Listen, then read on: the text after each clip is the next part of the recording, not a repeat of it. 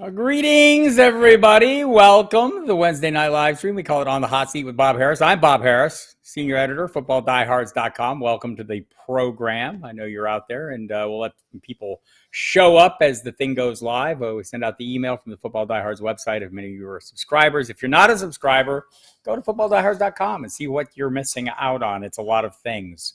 And you should check it out. Use the promo code Diehards to get a 15% discount.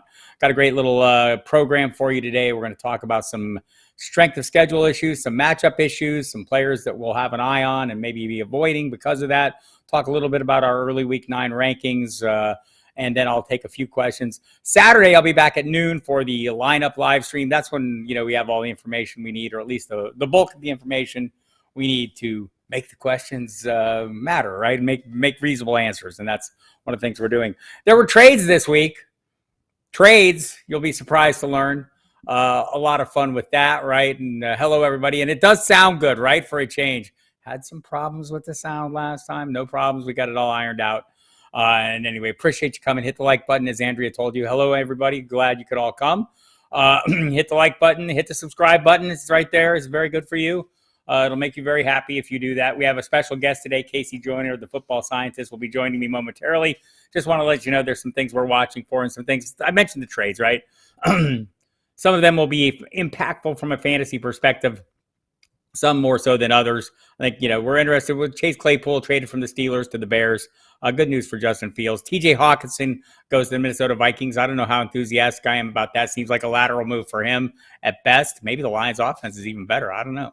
But he's been, hit or miss this year, mostly miss, and one huge hit game when nobody else was playing. So Bills got Naheem Hines from the Indianapolis Colts. They sent back Zach Moss, and I don't know. We'll see if they need Zach Moss this week, or at least Deion Jackson with Jonathan Taylor still dealing with the ankle injury. Sounds like he aggravated that at some point. Kadarius Toney now with the Chiefs. Looks like he'll be playing this week. Jeff Wilson Jr. goes to the Miami Dolphins. Chase Edmonds goes to the Denver Broncos. They're on bye this week. So we'll be chewing on those as we head into the week and some things to be thinking about. By the way, long-term view, Calvin Ridley acquired by the Jacksonville Jaguars.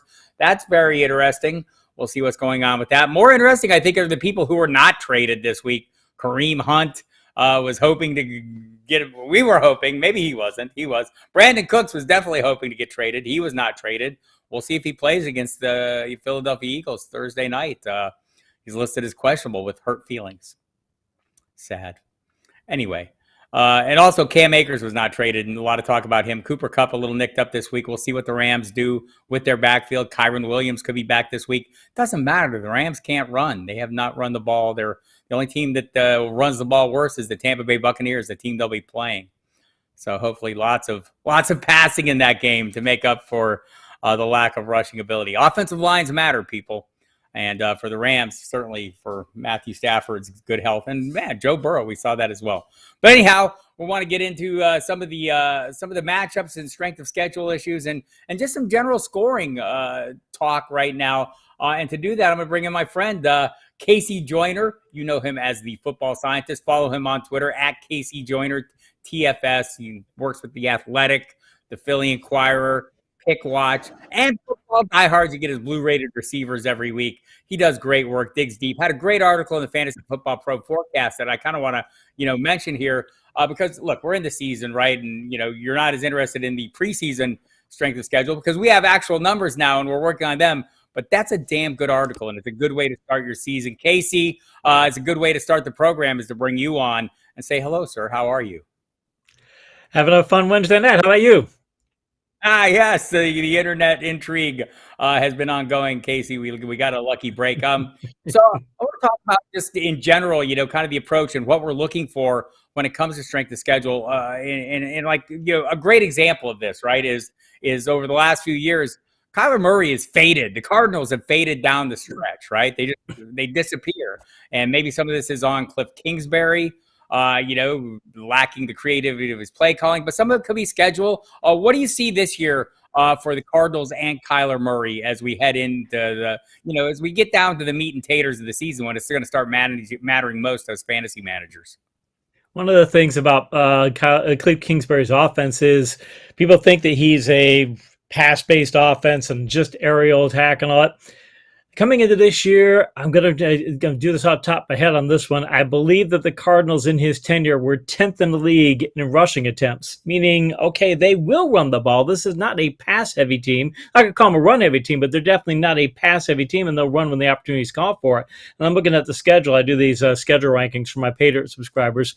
And it includes red, yellow, green rankings for rush defenses. Red being a matchup that you don't want to see, yellow being an okay matchup, you're not too worried about it, and green is a favorable matchup.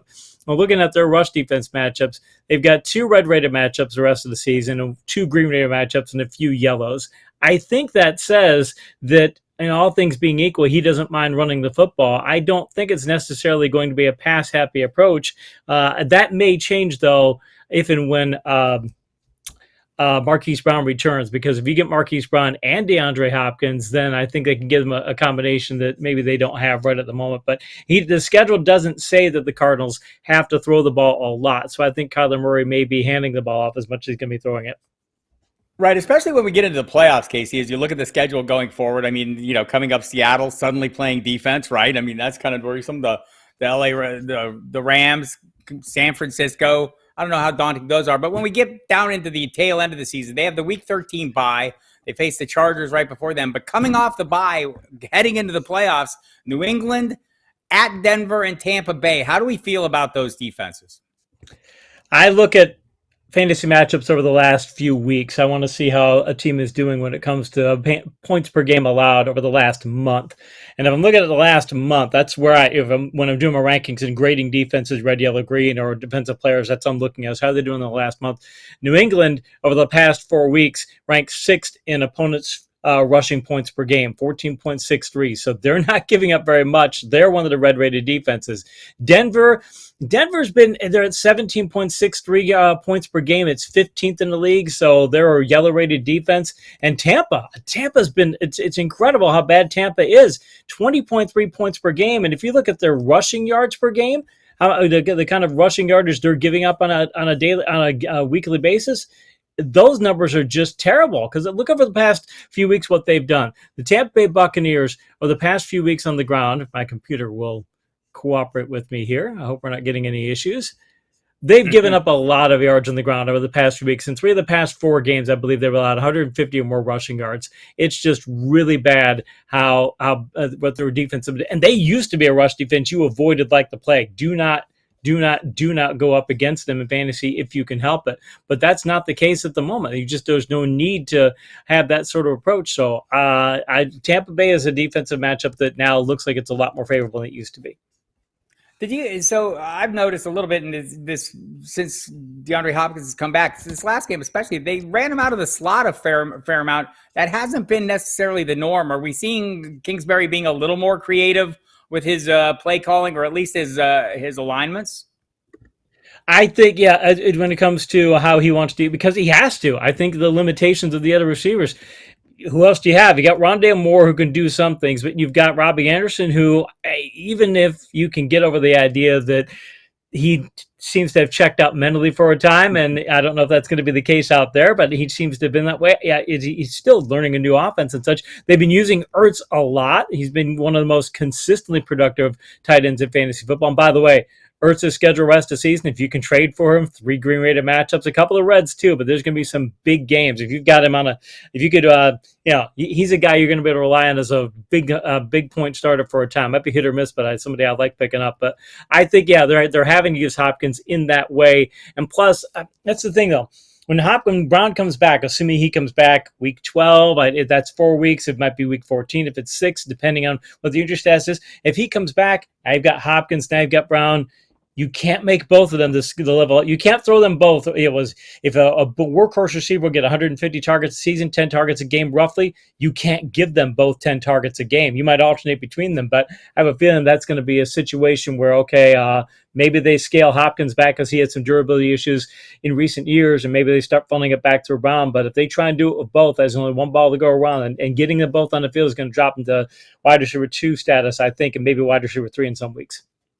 Yeah, I don't want to oversimplify, but I mean, I don't think the Bill Bidwell is going to put up with another, or Michael Bidwell is going to put up with another late season collapse, right? Because they were ready to some heads were going to roll at the end of last season. There was some pretty upset ownership there. So they'll need to pick up the pace. And a lot of this is on Kingsbury to get the job done, and Kyler Murray. So the schedule maybe not the greatest, but something that he can work with. I know, when we're looking at some of the schedules, and that's kind of been your lane, right? I mean, you do these, the blue rated matchups, so the blue rated wideouts. So when we're heading into this week, what are some of the great matchups we're looking at? And also, sometimes we should be paying attention to targets of opportunity, right? We should, and the target of opportunity could be Cincinnati's secondary, Chidobe DJ Moore. Awuzie. Yeah, DJ Moore going. He's probably going to be a guy going to start away. Chidobe Awuzie he's out, and it's Cam Taylor-Britt. And you look at Cam Taylor-Britt's metrics and coverage metrics, and they're terrible. He's not good. And mind you, I think he'll be better. He's a second-round pick, so the talent is there. But look, the guy got put into a situation on Monday night. He did not play very well Monday night, and now you've got him in that situation. Plus, you also have a situation where they also have they've got Eli Apple, who's been struggling. And their deep secondary too. Bell and Bates, I have them both rated as yellow rated in their respective coverages against tight ends and on vertical passes. They've been better in the past. Even Mike Hilton, who's been a red-rated cornerback most of the year, I recently downgraded him to a yellow-rated cornerback just because he's been struggling that much. So it may only be DJ Moore, maybe the only player you really feel comfortable playing out of that whole group. In fact, you really can't start Marshall or Smith or anybody else there. But I have a feeling he had his best game of the year last week. I have a feeling it could be another 20-plus point week in PPR leagues for DJ Moore. So as we look at this week's schedule, what are some of the games that you're really looking, that one aside, some of the games you're really, look, like if you're having early, like you're thinking like I have Jonathan Taylor and I have DeAndre Swift and some guys that maybe you think are going to play but are questionable, but you have Miles Sanders. Is there any reason not to play Miles Sanders against the Houston Texans on Thursday Night Football? There isn't. I do that weekly article for The Athletic, and I looked at his situation because he scored a touchdown, if memory serves correct, in 3 of the past 4 games. And I looked at what's Sanders' usage when he gets inside, not just red zone, because it's nice to get a carry at the 20 or the 15 or 10. It's fine. We want carries inside the 5 when you're close enough to just break one tackle and get to the end zone. They've been splitting. Over the past 4 games, the Eagles have, if memory serves correct, they have 6 red zone carries over the last 4 weeks. 3 have gone to Hurts, 3 have gone to Miles Sanders. And again, usually in the past, it would go, okay, we're going to put Boston Scott in there. We're going to put Kenneth Gainwell. We're going to split them up. And in fact, earlier this year, they were splitting those rushing attempts up among other people. Now they're not. Now they're giving it to Sanders often enough to where he's getting touchdowns. Houston is a green-rated rush defense too, so I'm definitely getting him in the lineups. And in general, though, I'm telling people right now that, tell my subscribers that, all right, look, if you've got a situation where the fantasy production this year has been low and inconsistent. I mean, we've all had situations on our teams where it's okay, guys, you thought were going to perform, either aren't performing because they're injured or just as frequently this year, they're just not playing well. The Tom Brady's, the Aaron Rodgers, and players around them in those offenses are not playing as well. So I'm telling players, because in general this year, maybe last week is a harbinger of how things are going to spin forward, but in general this year, if you've got a situation where I usually tell people play percentages in weeks, I'm telling people play your upside plays right now, because percentages right now, there aren't enough high percentage players out there to win on a percentage basis. But if you get one player who can hit some upside, that player can give you an edge in a week when everybody's not scoring as many points. So play upside if you have that capability. And we're talking to KC Joyner. You can follow him on Twitter at KC Joyner TFS, and that's JOYNER. Right, so get it right, people. And so like Casey will always be working the matchups. You'll hear him on the Football Diehards radio program doing this as well. Just some of the other games that maybe you're targeting this weekend as having some really favorable matchups for some of the key players we'll be interested in. I'll throw a couple of players out there. We talked about that blue-rated wide receivers article. I'm actually, due to the bye weeks and due to players not performing quite as well, I am going to this week expand the selection on the receivers, because usually I've got this grading system that goes 1 to 100 for players. And if you're 90 to 100, you're considered blue rated, 80 to 90, you're considered green rated, 70 to 80, yellow rated, et cetera, down the line. And usually I get the cutoff point for these articles. Okay, and I'm doing off overall upside and downside. How I think you're probably going to do, how you're going to do if you hit your upside, and how you're going to do if you hit your downside. And this week right now, the number of blue-rated upside players, it's just a lot more limited than I would have expected it to be. So I'm probably going to add in some high-rated other players like a DeAndre Hopkins, who is on the borderline of having that. Like a Christian Kirk. I do like his matchup. He get 86 matchup points against the Raiders. He's a guy, again, if I could put him in as a 3, I like the upside play of having him as a 3 because he has that favorable matchup. Some other players of that nature. There are some other top names on there. You got like a Devontae Adams, even though at last week what happened. By the way, the offensive issues they had last week, he was battling the flu all week, and then he puts up a bad game. I'm looking at Devontae Adams going, look, I'm even not considering putting him in a lineup because I have a feeling that was probably flu-related more than it was Josh McDaniels and that offense couldn't get going, because that offense has gotten going early this year. It's worth noting he was limited to start this week due to the same illness, so he's probably still a little bit in recovery. They're going to let him ramp up, and hopefully he will be just fine by game time. So I think just, you're throwing some of these players out there. One thing we should acknowledge is scoring is down in general this year, right? So you've got a tricky week here. We've got a Buymageddon. We've got 6 teams not playing, some of them pretty good teams. And if you're following along at home and you haven't had your scorecard out, Browns, Cowboys, Broncos, Giants, Steelers, and 49ers. That includes some really good players, said Saquon Barkley and Christian McCaffrey. And so those players will not be playing. So you'll need to make some adjustments. And then that adds the layer of intrigue that's being added is just the scoring is down, right? It is. And earlier this year, I believe it was week 4. I'm doing this by memory. I believe it was week 4. They are going into the last game of that week. If the teams rushed for, and I forget if they rushed for that many yards. I think they did, but if they rushed for like 140 yards, it was going to be the largest gaining rushing week in like a decade and change, like 12 years. It's the league is leaning back more heavily towards the running game. In fact, we got an article on The Athletic regarding that. The analytics people in the league are kind of leaning more towards the run just because everybody started to play pass defense. We got a bunch of light people out there, small guys, fast guys. All right, we'll put our big guys out there and punching them out. It's just a counter to what they're doing. So we're getting a lot more rushing, and that does lead to lower scoring games because you're going in that direction. I will say this week, though, if I'm looking at, say, quarterbacks for matchup points, there's a great disparity. It's like there's only a few players who have really good matchup points totals. There's a number stuck in the middle, and there's a lot near the bottom because I rank them on a 1 to 100, and it's graded on a curve. So however high the number 100 player or the player with 100 points is comparative to the rest is how the curve is going to go up. But the curve this week is like Aaron Rodgers has 100 matchup points against the Lions. I like that, even though I know he struggled. I'm definitely putting him in the lineup over most people. Let's put it that way. A lot of people that he might not normally play over. Justin Herbert's got 100 points against the Falcons. The Chiefs have 80 matchup points in their coverage too. So I'm not saying I want to put in Ryan Tannehill, but I'm going to consider it. It's one of those situations. But we got a lot of players, even like a Josh Allen. He's got 1 matchup point right now. I'm not putting him in there, but he just came off his worst game of the season. I wouldn't be surprised if he's under 20 points this week as well. So again, play your upset players all the time because even some of your top name players might have a cap this week. Sometimes you get a concern, like you see a good matchup and you don't have the great pieces in place. You mentioned the Chargers against Atlanta. I mean, I'm going to be playing Justin Herbert everywhere, but it seems like Keenan Allen says his hamstring is worse coming off the bye than it was going in. That's not great news. Josh Palmer is cleared to play, but Mike Williams is going to miss time with a sprained ankle. Does the diminished receiving core concern you in this game? It absolutely or are you looking does. to pivot to some of the other pieces?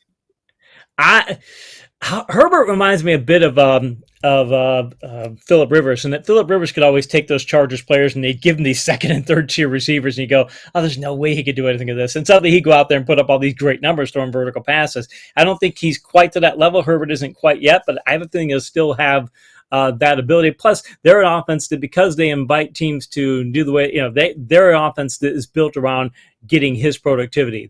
I know that what they do with Eckler and things, that's not a team that wants to run the ball. They built everything around their whole system is, okay, here's Justin Herbert's skill set defensively. This is the kind of complementary defense we want to build to augment what he does well. Offensively, we're going to do everything there. So I have a feeling they'll still be going in that direction. But I will mention on Keenan Allen tried to tell the Chargers, hey, look, by the way, in Miami, he's not doing well. Don't put me in this week. And they kind of pushed the deal and said, yeah, we're going to go and put him out there. And now suddenly he's worse. I think he's probably thinking, I told you I needed a couple more weeks off.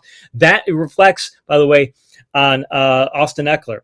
Because Eckler coming into this year, he told the Chargers, I want less workload. Right. I don't want to carry the ball as much. They've not listened to him, and they're wearing him down. And I think it's going to come up later in the year. And the same thing's happened with Derrick Henry. 90 scrimmage plays over the last 3 weeks for Derrick Henry. 90.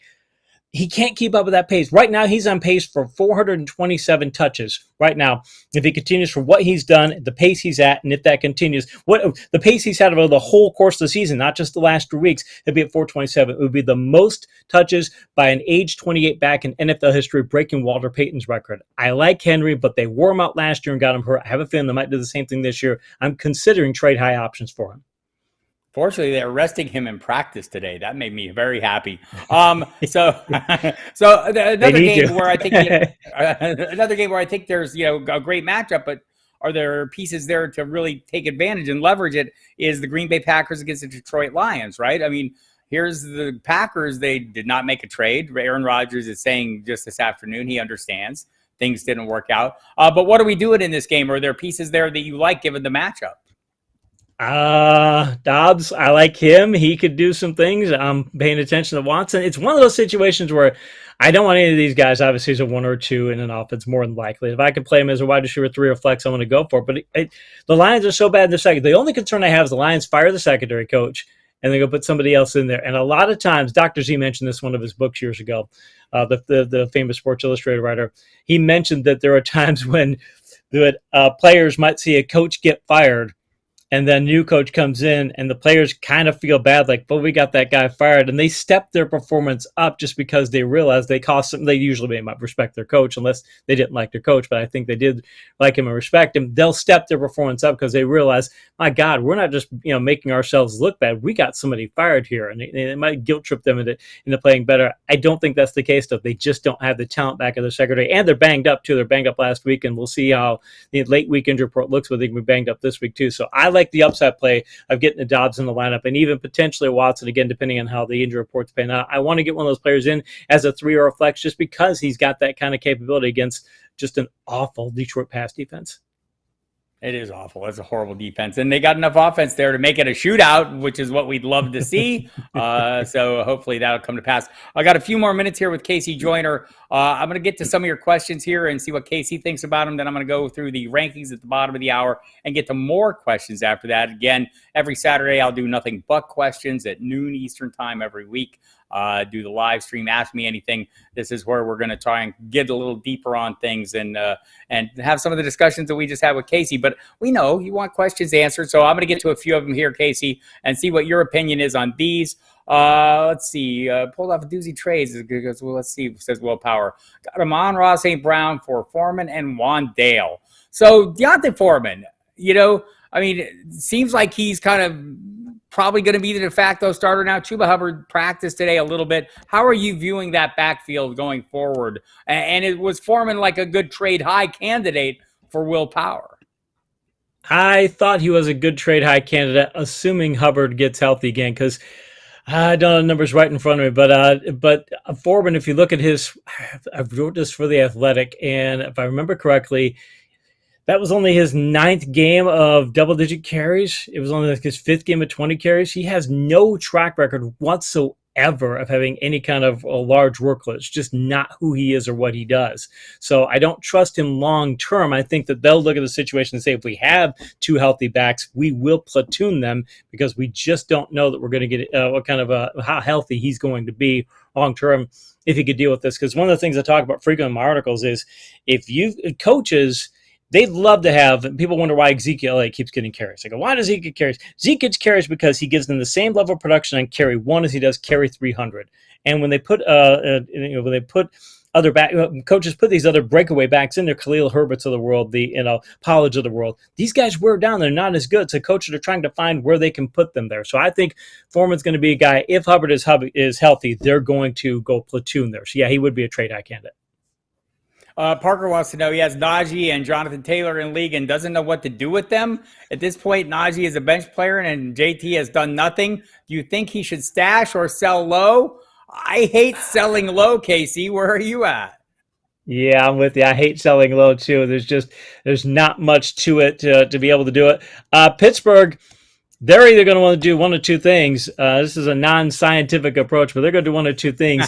Either they're going to collapse because they don't Dr. Z said it, and again, if we go back to what he said, other people said it too. If the minute you don't believe in your coach, the minute that you quit on your coach, the minute that the players, in fact, coaches will tell you this, the minute that they, number one thing for them is that the players know the coach has a plan and knows how to take care of something. The minute players don't believe in you, doesn't matter what your track record is, doesn't matter anything. If they think you don't know what you're doing, you're done. And I wonder if that's going to happen to Pittsburgh right now. As great as Mike Tomlin has been over the years, I wonder. So I'm more worried about that than I am about JT. I think JT's issue is that he's banged up and he's had the Colts, by the way, I'd mentioned those run defenses since week 3, from week 3 through week 10. They're going to have played 5 red-rated rush defenses in 7 weeks. Then they have 1 the remainder of the season. So things are going to get better from that perspective. Better on Jonathan Taylor's future than on Najee's.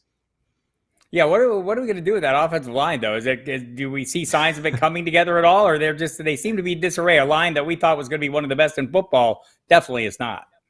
Yeah, it's not. And I think it's a matter of a number of different things. I think when they got there, because they started to run early in the year and it didn't work and the running game wasn't going. So they said, we've got to pass more because we've got Matt Ryan. They started to ask him to throw 40, 50 passes. Now, obviously, he's benched because of the contract situation, but they started to go in that direction. So you're telling your lineman you're going to emphasize the run. Then you're telling me you're going to emphasize the pass, and now you bring in a backup quarterback, and you still look like you don't know which direction you're going to go. I think those linemen, I think when it comes to the ground game, you got to do kind of like the Titans did and said, all right, we got a couple of bad games. We don't care. We're still going to go with it. You got to be really stubborn with it. So I think Indianapolis just needs to stick with their stubbornness because the matchups are a big part of the reason they haven't done well. And the rest of the season, again, they've got a red-rated matchup in week 9 and 10. So they got a couple bad weeks, but if you're talking, if they can get through that and get to the rest of the year, they've got 2 green-rated matchups and 1 rated matchup the rest of the way. So they need to be stubborn with the run. Sounds good. All right, KC Joyner, a few more minutes here. Just a interesting question. McCurley Wolf wants to know, would you trade Diggs for Hopkins and Jamar Chase? Yeah, You're giving up too much. Yeah, I think so. If it's Hopkins and Chase, okay, I'm going to assume that Chase, because they didn't put him on IR, so I'm going to assume it's going to be the 4 weeks. They're going to have the bye, so he's gone for a couple more weeks, let's say. If I'm getting on the Chase side of that deal, I like that deal better because I think I'm getting, if Hopkins comes back to his 200 receivers, but if they both come back, I'd rather be on that side of the deal, to be honest. But I mean, Diggs is somebody, I'll tell you what, I'll put it this way. In most seasons, I would do it, and I'm going to rethink this. In most seasons, I would do that. Diggs is healthy. He's putting up big points. Points are hard to come by this year. Stick with Diggs. There you have it. That makes perfect sense. We don't know about Chase. We know what they think, right? And that's kind of what Casey was alluded to. Not putting him on IR. They obviously think he's going to be back in 4 games. I think KC Joyner is going to be back. Go ahead, Casey. Sorry, don't mean to interrupt. One other quick note on Diggs. I just took a look. Diggs for the rest, so from week 11 through 18, he has 6 Green Raider matchups. 6 Green Raider quarterback matchups the rest of it. So he's done this well despite having he said 4 red Raider matchups and 1 Green Raider matchup so far this year as far as cornerbacks go. He's going to have, they may switch some cornerbacks around and give him one other, but he's going to have at least 4 Green Raider matchups coming up this year. I think Diggs is going to be having a bunch of 20-point games. This is why we bring the scientist on, because he gets all scientific on the matchups. KC Joyner, one of the best in the business. You can follow him on Twitter at KC Joyner, TFS. Hit his paid dirt subscription service. It's great. Won Phil and Jerry Houston $500,000 is how great it was in the FFPC. You also find him on The Athletic, at the Philly Inquirer, and at Pickwatch. Also, footballdiehards.com every week with the blue-rated receiving matchups, and often here and on the Football Diehards radio program. I know you got to run, Casey. Appreciate the time. Thanks so much for showing up. I enjoyed it. Appreciate it. Thank you. All right, everybody. We're going to dive into some of your questions. Before I get into them, and thanks to Casey, always great stuff from him. The matchup information is ideal and something we should be paying attention to. You can go to the footballdiehards.com website. We have an ease of schedule page up there, or you can check out the passing and the rushing matchups over the course of the rest of the season, ranked in order of difficulty or ease in this case, and help you make the tough lineup decisions. We have blue and red rated matchups, the tough matchups, obviously, you want to maybe avoid, and get on the good matchups. So great stuff there. I'm going to run through the rankings real quick for the initial rankings for week 9. We'll start with the quarterbacks. And kind of let you know what we see at the top of the rung there. We have Josh Allen. against the New York Jets. Jalen Hurts against the an easy play there. Patrick Mahomes against Kansas City, worthwhile play as well. Beyond that, we have Lamar Jackson, Justin Herbert. Herbert, I'm a little worried about. Love the matchup against Atlanta, but it's a little concerning. Kyler Murray against Seattle. Seattle's playing better defense. Hard to bench Murray. Joe Burrow, even without Jamar Chase. Tua Tagovailoa against Chicago. Love him. Maybe they'll run the ball a little more. Kirk Cousins against Washington. Geno Smith against Arizona. A nice top 10 for you there. So the running backs we have, we'll run through real quick the top 10s at the running back position this week as we this is the initial cheat sheet that we use at the website. Austin Eckler, Derrick Henry, obviously going to be a big play, but you wonder if that won't be a bit of a shootout. Alvin Kamara coming off a 3-touchdown game going against Baltimore. Josh Jacobs getting back on track against Jacksonville. Number 5, Aaron Jones at Detroit. Great matchup. Travis Etienne getting it done, man. He's been making huge plays, getting enough workload. Don't expect him to get more workload. Expect him to have a great game against the Las Vegas Raiders. Kenneth Walker III against Arizona. Locked in top 10 back. Dalvin Cook, Joe Mixon. Hopefully he gets more catches again. And number 10, Leonard Fournette, who gets it done as a receiving asset as well. Looking at the wide receivers this week, I think we got some good plays there as well. Let me run them through them for you. We'll start out with Tyreek Hill. Tyreek Hill on pace for a 2,000-yard season. That'd be phenomenal. He's just been getting the job done. It doesn't matter who he's playing with or what the situation is or what the matchup is. He's getting it done. Stephon Diggs, even in a tough matchup against the Jets, love them. Justin Jefferson at Washington. Commanders not playing great defense. Cooper Kupp, assuming he's going to be in the locked and upright position, and it sounds like he will be, has the ankle injury. Doesn't seem like it will preclude him from playing. Did not practice Wednesday. Did get in the walkthrough earlier in the day. DeAndre Hopkins, as we mentioned, has been a great play since his return. Devontae Adams, we have at 6. Jalen Waddle at 7. Yes, that is 2 Miami Dolphins in the top 10. A.J. Brown against Houston. Why would he be that low coming off the huge 3-touchdown game? Because they're probably going to run the hell out of the football. T. Higgins against Carolina. And Amon-Ra St. Brown against Green Bay. Looking at our top tight ends this week, it's a pretty good week for tight ends because Travis Kelce's back. Zach Ertz, he'll be number 1. Pretty much every week he's available. Zach Ertz, solid targets. Seattle not defending the tight ends well. Dallas Goedert on track for a 1,000-yard receiving season. TJ Hawkinson, we'll see what he does. In Minnesota, I wonder if this is really an upgrade for him. I don't know that it is, but it won't. If you own him, you're going to play him. Kyle Pitts, we're still chasing the big breakout game. Maybe it'll happen. Gerald Everett's a player I'm going to be playing a lot at Atlanta. Mark Andrews, if he's healthy, would love to play him. Tyler Ham, we'll see if he is. They're kind of downplaying that. That's a Monday night game, though, so you'll need fallback options. Tyler Higbee, Hayden Hurst, Robert Tonyan round out the top 10. That kind of tells you where we're at tight end, right? It's like, well, you wish you had the top plays at that position. So let me get into some of your questions now, and I know you've been dying to ask them, and I appreciate you coming again. If you haven't, hit the subscribe button down below me. We do this. I'm here every Wednesday night at 7 p.m. Eastern time. I'm also here Saturdays at noon, doing nothing but answering questions, right? So if you have lineup questions, we kind of have the information, have more of the information we need. Right now, we're playing a little bit of a guessing, don't know who all is going to be in and out. We do know who's going to be out for sure, though, with the 6 teams on bye. That's going to be a bit of an issue, and we're going to have to be playing some players that we wouldn't normally play. So that's going to be a concern. You can also hear me on SiriusXM Fantasy Sports Radio, Mondays from 10 until 1 a.m., Thursdays 10 until 1 a.m., Fridays 10 until midnight, Saturdays 8 to 11. That's on NFL Radio and SiriusXM Fantasy. You can call up and ask all kinds of questions there as well. And on Sunday, you can hear me on the pregame show with Jeff Mans. Also, Saturday night, don't miss it. Great thing we have here on the Football Diehards YouTube channel, our DFS show. Every Saturday night, 9 p.m. Eastern, you'll have Jamie Calandro and Eric Romoff come on, run through every single game, give you all the great matchups, all the great stacks, so the players you'll be looking for, and some techniques and approaches that you want to take as you're setting both your cash game and tournament lineups. So let me jump into some questions here. See how many I can get through before the top of the hour, because I know that's what you guys come for.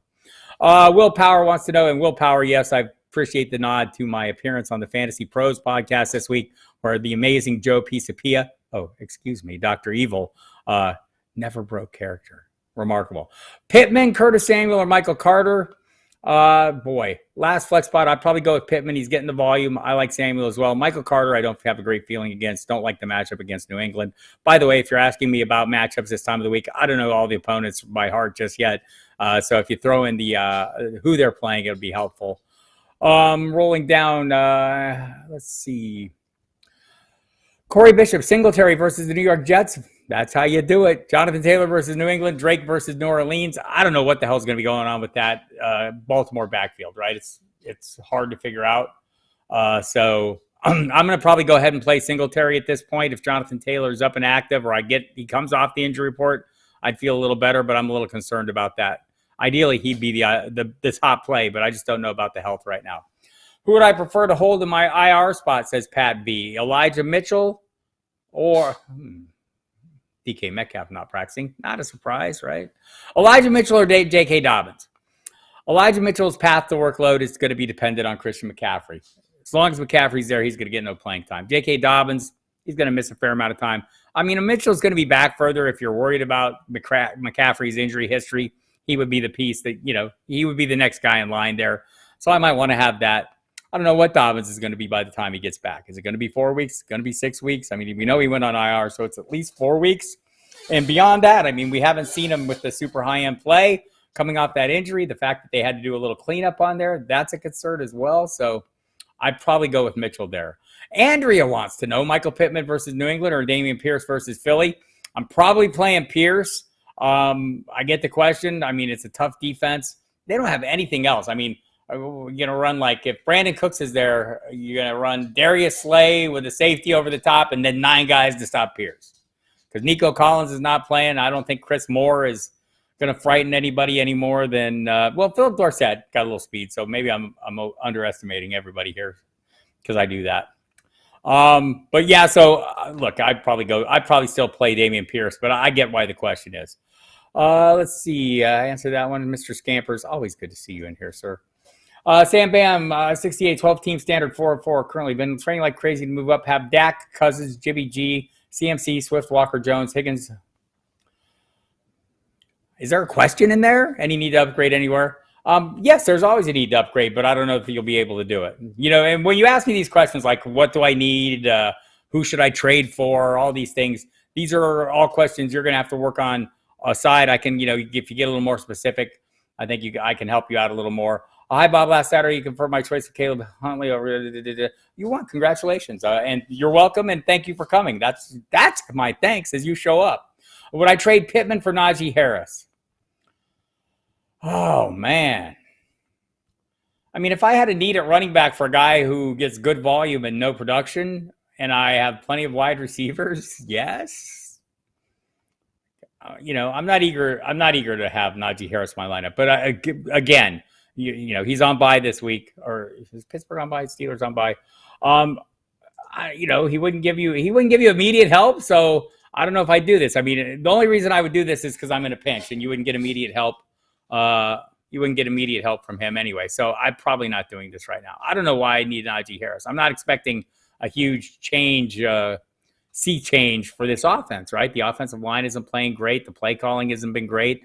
The yards per play has been horrible. I think they're like second worst in the league. So, look, I love Najee Harris, but he's actually splitting time with Jaylen Warren. I'm not doing this.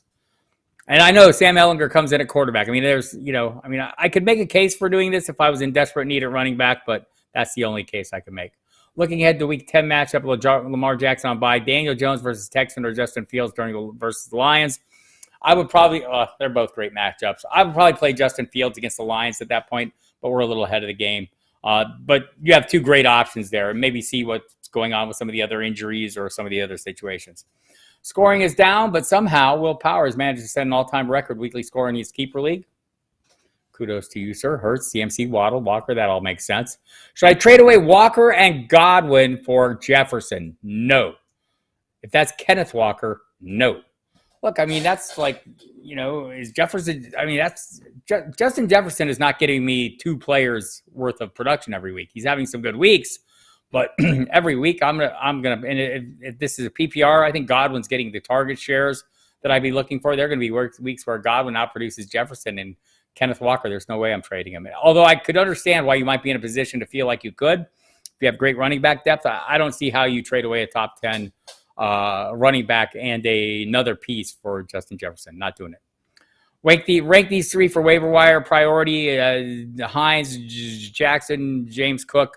It's Deion Jackson, Hines, and Cook. I don't know if Cook's value is kind of sunk right now with Hines showing up in Buffalo. I wouldn't want to play either of those guys. I would play Deion Jackson, though. I would be a little forward on that with Jonathan Taylor's circumstances. And we've seen Deion Jackson play effectively in his stead when he's gone down, when there was no Hines. And there's no more Hines because he got traded. Got to go with Fields, he thinks. I agree with you, Will at the moment, but we'll see. Chris Wood, so I have Mark Andrews and Evan Ingram. I'm kind of scared to start Andrews in case, yes, all those things, and Evan Ingram is so if you've been following along, coming to these live streams, I've been, kind of expecting an Evan Ingram breakout, but even if he doesn't get the huge breakout, which he kind of got a nice breakout last week, the numbers are all there. He's getting good target shares, good route participation numbers. Everything is in a good position. So I would feel okay doing that. Maybe we get some clarity on Andrews by like Saturday. Maybe he's just, if he hasn't practiced at all. It's a Monday night game, though. That's the problem there, as you well know, Chris Wood. Graham, half-point PPR. Which two from Swift, Morris, Mostert, Pierce? Considering concern Swift not being up. Right. And so, again, I'm not holding Darrell Henderson, first of all. It's just too diluted there. There's talk of Kyron Williams playing a big role. Now talk of Cam Akers coming back into the fold and being a portion. They're the 31st ranked rushing team in the NFL. They're not running the ball well. They don't have a good offensive line. So I do not want one piece of a diluted backfield with no offensive line. No. Mostert, Pierce, Swift. So if you're concerned about Swift, I get it. These are things we're going to know more later, but you're going to have to play Pierce. So Pierce would be one of the ones I'd play right now, not knowing what's up with Swift. What we know about Swift is he was limited practice or maybe held out. I don't know. I have to double check that. I should double check it before I say it foolishly. I want to say, yeah, he was held out completely with the same shoulder and ankle. What we know beyond that is Dan Campbell talked a little bit on Monday how he regretted giving him so much work. Dude, it's been out a month. Dan Campbell, he should be healthier, but he's not. And that's the issue. So when the coach is talking about dialing it back and that they gave him too much touches after a full month off and he's not on the injury report, that's concerning to me, right? So if I have to decide today, I'm taking that into account and I'm playing Mostert and Pierce. Hello, Remy. So you're down on Michael Carter? Not totally down on him. Just don't like the matchup much this week. And I think James Robinson's going to be coming on at some place. And if you do own Kenyon, if you do own Gus, maybe good to have Kenyon Drake. Half-point PPR, says Mr. Scampers. Need Devontae Smith versus Houston, Gabe Davis at New York Jets, and Ramondre Stevenson. So Ramondre is one for sure. So Gabe Davis, I think we're still playing him for one reason, because he's a piece of the most explosive offense in the NFL, playing with the most dangerous quarterback. And I'm fine playing that, right? I think that's a perfectly suitable thing. But we've seen the range of possible outcomes, and we saw the low end this past week. We've seen the high end 2 weeks ago, or 2 games ago. So, I mean, that's the decision point, Scampers. Do you want Devontae Smith, who doesn't show up every week himself, right? Against Gabe, and that's a pretty explosive offense as well. I'll just look at some numbers real quick. I mean, that's a tough call for me. I'd probably play Davis myself. Is what I'm thinking. Yeah, I'm playing Gabe Davis in this one and hoping for the best. Remy has Geno Smith and Daniel Jones as his quarterbacks. When's the right time to pull the trigger and grab Deshaun Watson off waivers? So, I mean, I'm guessing you're framing it like this because you don't have room to grab him now, right? And you want to hold on to those guys. I'm holding on to those guys. I mean, I don't know what Deshaun Watson's going to be when he gets back. It's not going to be till week 13. He wasn't great in the preseason. Is he going to be great when he shows up? I don't know. Last time we saw him in regular season play, he was a top 5 quarterback over the course of a full season, playing for a lousy Houston team. Is he going to be that again, coming into this cold offense, kind of cold? And I don't know. I might stick with the guys you got for now, right? I mean, and if you have room, I'd be looking for other pieces. That's for sure. I know we don't like to roster extra quarterbacks and things like that, but I wouldn't overplay this. Look, I mean, Geno Smith right now is a top 10 quarterback, right? I mean, you can't hardly go wrong. Let me bring up the current year to date. So what do we got here? Geno Smith's quarterback 7. Daniel Jones is quarterback 12. I think if those were my 2 quarterbacks, I could live with that. If you think that's not like the super high end, I mean, Geno Smith has been pretty high end at times. So I'm probably not going to push either of those guys out at the moment. If I was going to push one out, it'd be Daniel Jones. And if I'm going to do it, the time is now. I mean, people are going to be playing aggressively on the waiver wire. They should be playing aggressively on the waiver wire, and so should you. Let's see. What would you do with Connors and Brandon Cooks? Brandon Cooks, I'd probably prefer not to play this week. He's unhappy. He's questionable.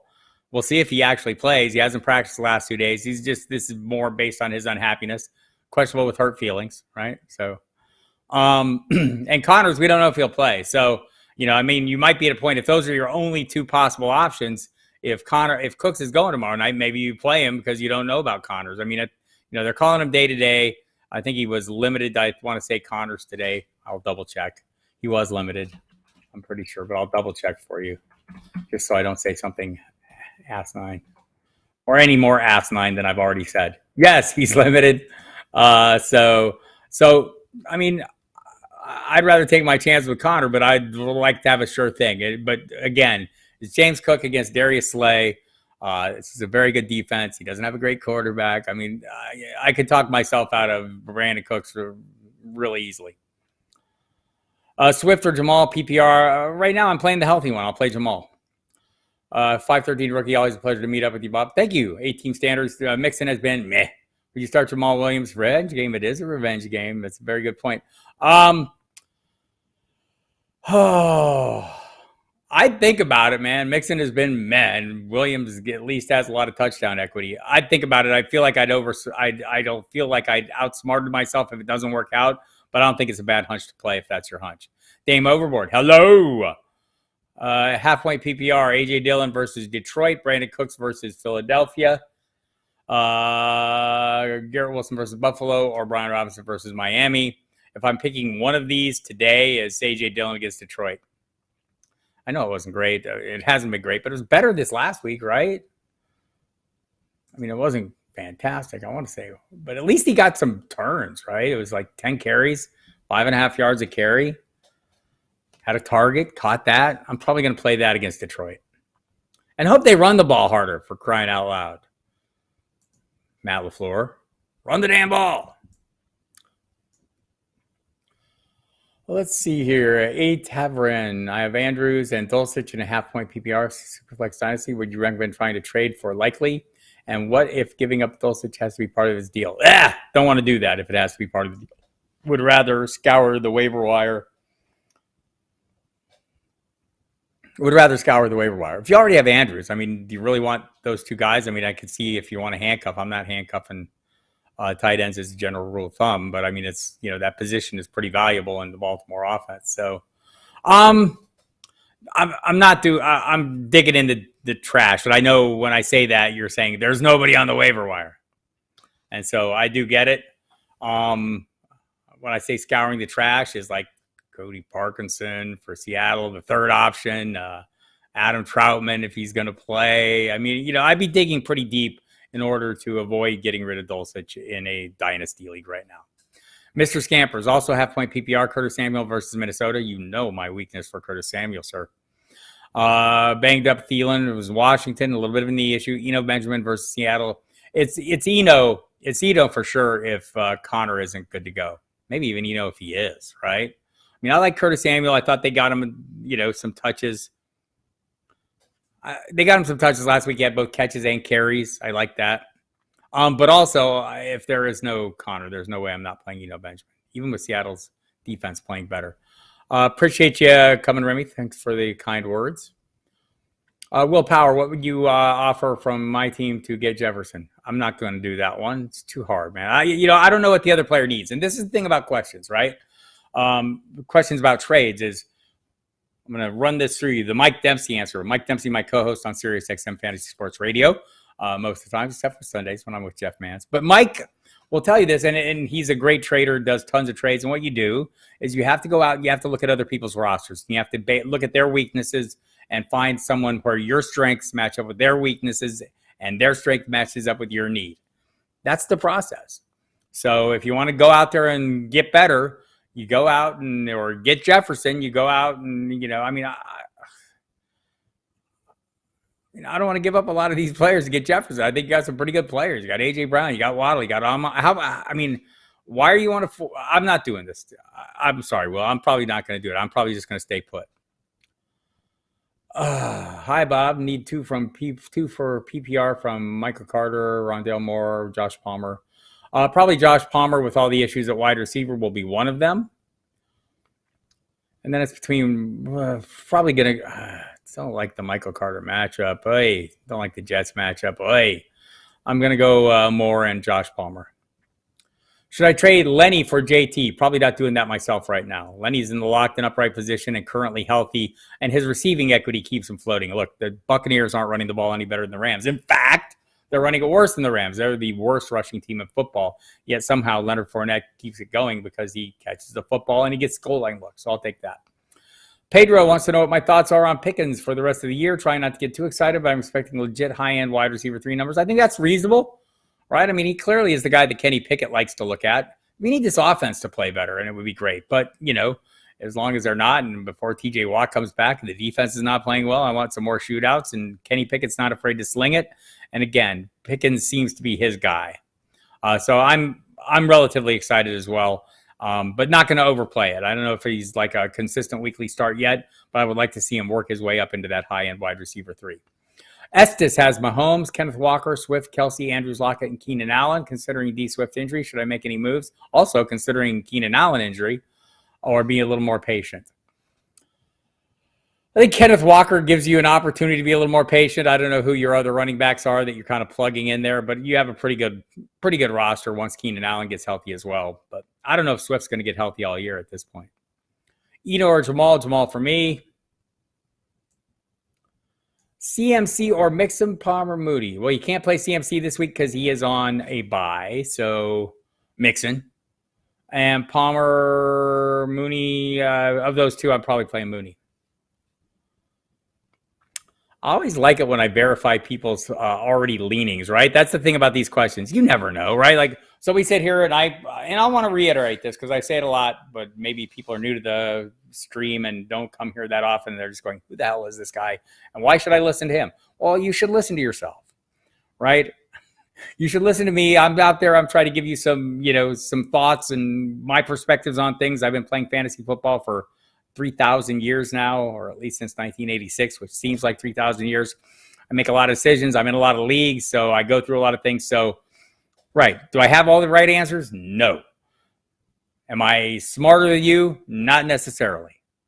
Am I clairvoyant? No. So, yes, in 513 Rookie, hit the like button if you're here. Appreciate that. It helps the algorithm. Like to feed the algorithm. If you don't like me, hit the don't like button. I'm okay with that as well. Hit the subscribe button too. We're here every Wednesday at 7 p.m., every Saturday night for the DFS lineup show at 9 p.m. with Jamie and Eric.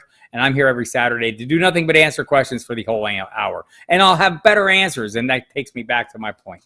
So, every week I have hunches about players. And like I share my hunches and I'll throw them at you and tell you what I think. And a lot of times I end up being right. Not every time. Sometimes I listen to your hunches and I think, that's crazy. And your hunches turn out to be right. And don't think when I'm like sitting around watching football, I'm not sitting there saying, oh man, what did I tell Mr. Scampers to do? Oh no, what did I tell this caller on Sirius to do? Oh no, why didn't that person do what they wanted to do? So, and I know a lot of these questions are as much along the lines of am I crazy to do this? Generally speaking, you're not crazy to do this. Sometimes you are, and I'll tell you when you are. But for the most part, if you have a hunch, you've been playing this a while. You know what you're doing. You know why you have that hunch. Maybe it's a matchup. Maybe it's just something you saw in the game the week before that you want to kind of leverage. Feel free to play your hunches. Don't play my hunches. You can play my hunches, but if my hunches conflict with your hunches, you should probably choose your hunches because your hunches are probably pretty good too. Anyway, there's that rant. And I'm glad that worked out well for Mr. Scampers when I do confirm. And sometimes that's all you want is just a little confirmation. Hope I can give that to you all the time. or at least not throw you too far off your path. When I throw you off your path, don't be afraid to stick with your guns, man. Again, did I mention I'm not right every damn time? Most of the time, not every damn time. Trey, full PPR. Start one, A.J. Dillon, Kyle Pitts, or Devontae Smith. I'm starting A.J. Dillon in this one. I think Smith would probably be the next guy. Pitts. I mean, he got the touchdown. It was great. Gus the Bus, still running like sugar in his gas tank. Drop him and grab Khalil Herbert off waivers for upside. I would be okay doing that. I'd still like Gus. I think Gus is going to be fine when he's healthy, but he's not healthy right now. You got the hamstring. Jameson, trade, mix. Oh, that's a trade. CMC for Mixon, Palmer, and Mooney. I'm not trading CMC. Sorry. Half point PPR. Do I accept the CMC for Mixon? I'm not. Will not. Not gonna do it. I don't want to trade it. So, and I get it. I mean, maybe if you have all those spots to fill, it's not like an unfair offer. But I mean, Mixon hasn't been giving you high end production. He's, barely top 10-ish.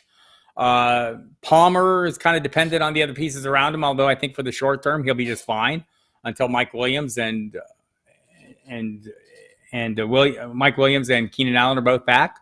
I like Mooney okay, but that's not like a pass first offense. I don't want to get rid of CMC when I got him, and maybe that's me. It's a me problem, right? It's a situation where when I have something, I don't want to let it go. We talk about Christian McCaffrey all the time on the radio being a player and a half, right? And that's why we like to have him. Last week, I think he was like 2 players, right? And that's within him, right? 40 fantasy points he scored, right? In a PPR league. I mean, is that every week? No, it's not every week, but that's in him. I'm not getting rid of that guy. I'm going to cobble it together at the rest of my spots. If you're in a totally desperation mode and you're trying to fill places, and I get it, it's a bye week, so you aren't going to have McCaffrey this week. And maybe you need those other pieces. I'm not going to tell you it's forbidden because it's not. It's your team.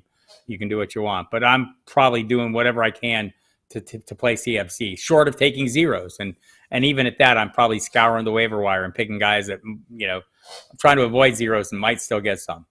What do the Texans do with Cook, says George Cook. Pretty upset on Twitter and isn't practicing. I don't know. They can't cut him, right? They owe him $18 million guaranteed next year. And that's the conundrum, right? They want to move him, but they are trying not to pay all of next year's salary. And that's, will he agree to take some form of cut or renegotiate his deal? So far, that doesn't seem like it. It seems like the Patriots, or it seems like the Cowboys were interested. So maybe there's a deal to be made there, but without a deal, I think he's stuck where he is. And he'll get traded the offseason. Lucius Vorenus, 44. I was thinking of trading Pittman for Debo to an owner who's worried about CMC's impact.